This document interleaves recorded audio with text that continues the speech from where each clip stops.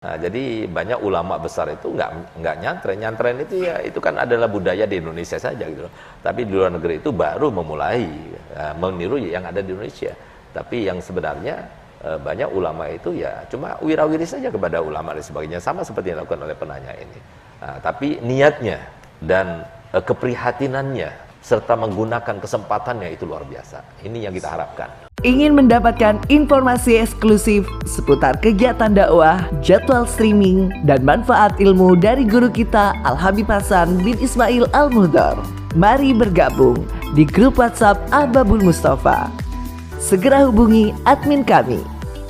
Ya Habibi ya Muhammad. Assalamualaikum, mau bertanya kepada Habib Hasan dari Riau, Habib. Alhamdulillah, Ana seorang guru matematika di Madrasah Aliyah. Jadi, Ana memberikan pelajaran tambahan gratis kepada siswa-siswi Ana.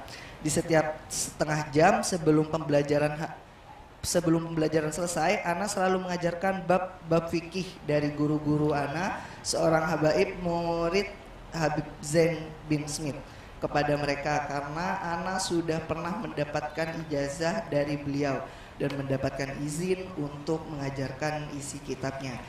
Tapi Ana gak pernah mondok, Habib, dan niat Ana cuma ingin dekat dengan Rasulullah SAW.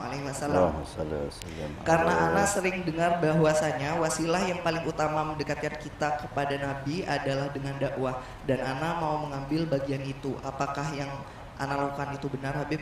Karena Ana gak ada basic pondok pesantren. Seperti itu, Habib, pertanyaannya.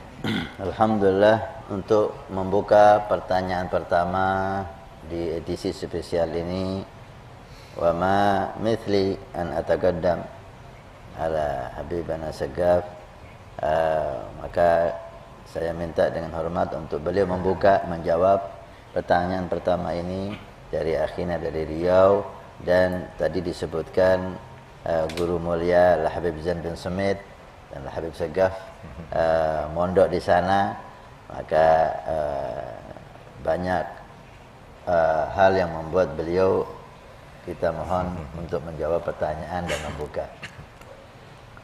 Ya, Alhamdulillah, Masya Allah, kami tidak mengira ada yang mau bertanya seperti pertanyaan ini. Sebagaimana Nabi SAW telah bersabda dan berkata, mengomentari dan merespon pertanyaan Sayyidatuna Asma binti Yazid, yang dia itu merasa iri kepada laki-laki yang bisa berjihad, bisa berhaji, bisa bersedekah sebaik-baiknya, sedang perempuan cuma jaga anak-anak dan harta suami di rumah saja. Apakah dia dapat pahalanya suami yang di luar sana itu? Gitu.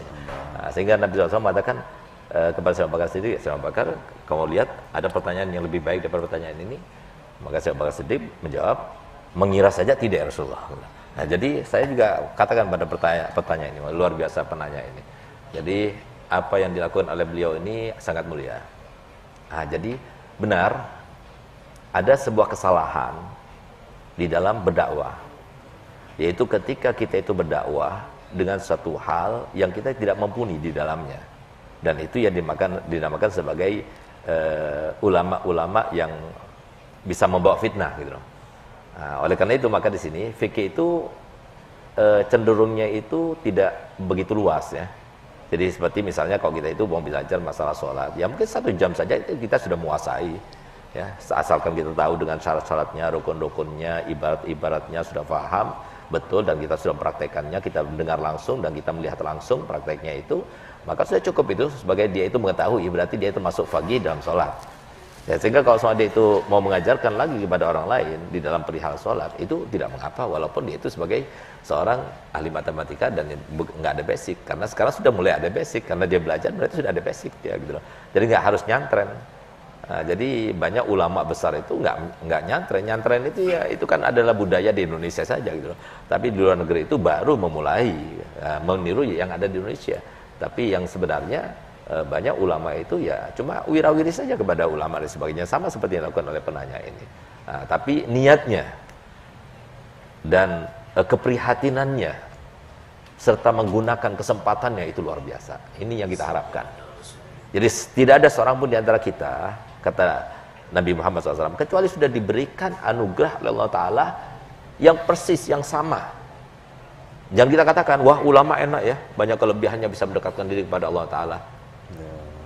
Nggak ada kekurangannya? Ada kekurangannya. Karena bukan semua ulama yang disebutkan Nabi SAW dalam hadisnya. Bukan semua ulama yang dipuji di tinggi langit di dalam Al-Qur'annya, tidak. Tapi ulama tertentu. Nah, yang tidak seperti itu kekurangan. Nah, begitu pula. Orang kaya enak ya, dia bisa menyenangkan orang lain, bisa bersedekah dan sebagainya. Tapi ada kekurangannya. Gitu. Nah, maka setiap orang itu pada prinsipnya itu telah diberikan modal yang sama oleh Allah SWT. Sehingga beliau ini, si guru matematika itu luar biasa. Ini yang kita harapkan. Dan ini yang dimasukkan oleh Menteri Nuh pada waktu itu, ya, yaitu kurikulum 2012 ya, yang ingin diterapkan pada waktu itu, tapi kemudian diganjal, nggak jadi ya. Nah, sampai sekarang kalau diterapkan yang semacam itu luar biasa. Jadi materi apa saja yang diajarkan oleh seorang guru di pendidikan nasional, ya, pendidikan formal, itu harus identik dengan agama, harus identik dengan moralitas. Gitu. Sehingga kalau semua setiap guru itu seperti guru yang bertanya tadi, wah luar biasa. Gitu. Nah, dan mohon maaf, jadi banyak orang sekarang ini yang terlalu sempit cara berpikirnya. Disangkanya tidak ada Allah yang menggerakkan dan mengatur semua isi dunia ini. Gitu. Sehingga lebih fokus kepada partainya, lebih fokus kepada lembaganya, lebih fokus kepada presidennya, terus ke sana. Padahal kalau kita itu mau merubah Indonesia ini nggak perlu ganti presiden, nggak perlu ganti partainya, nggak perlu ganti lembaganya, nggak perlu. Tapi perlu yang diganti itu adalah kitanya ini. Karena Allah Ta'ala sudah menegaskan, dan penegasan Allah Ta'ala itu tidak mungkin berlandaskan pada keraguan, kesalahan, apalagi luput, tidak sama sekali. Pasti itu, sesuatu yang pasti. Yaitu Allah Ta'ala firman, walau anna ahlal qura amanu wattaqaw la fatahna alaihim barakatim minas samai wal ard. Kalau seandainya penduduk suatu negeri itu, mereka itu beriman dan bertakwa, maka niscaya kami akan berikan dan kami akan bukakan pintu berkah langit dan pintu berkah bumi. Gitu. Nah, ini yang perlu kita. Kalau semua selevel guru matematika terus mengajarkan sholat, mengajarkan wudhu, luar biasa itu. Ya, semoga beliau panjang umur, sehat walafiat, dan semoga guru-guru yang lainnya bisa menirunya, insyaallah. Alhamdulillah, jawaban yang sangat adem sekali dari beliau ya, dan mungkin kita akan dengarkan pula jawaban juga dari Habib Hasan. Kami persilakan. Jawaban yang saya kira udah cukup ya, tapi kegembiraan seperti yang kata beliau, subhanallah. Kita lihat Habib, hidayah Allah ini kadang-kadang kita sempat heran gitu. Orang yang tidak ada basic pesantren seperti beliau, guru matematika lagi, akhirnya seakan-akan ada hubungan sama agama, tapi punya semangat untuk menyebarkan agama Allah, sehingga beliau sisihkan waktunya untuk mengajarkan siswanya ilmu fikih yang beliau dapatkan dari guru mulia yang bersambung dari guru mulia kita Habib Zain bin Smith, mata'anallah betul hayati. Subhanallah, kadang-kadang alumni pesantren tidak ada semangat untuk dakwah. Ini mungkin pelajaran bagi kita ya. Siapapun kita, dimanapun kita, hidayah Allah itu bisa kita dapat. Sebagai apapun kita, hidayah Allah itu bisa dapat. Kita bisa menjadi dai walaupun kita guru matematika, walaupun kita pejabat pemerintah, walaupun kita kepala desa, walaupun kita pegawai, dan seterusnya. Dan ini menjadi mas'uliyah untuk kita, wahai santri, wahai alumni pondok pesantren. Hendaknya kita malu jika semangat dakwah kita kalah apa lebih rendah dari semangat dakwah mereka.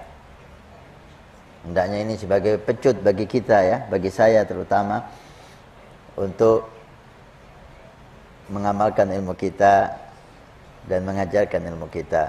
Persis seperti yang beliau katakan, bahwa tidak ada amalan yang lebih disenangi Nabi seperti dakwah ilallah.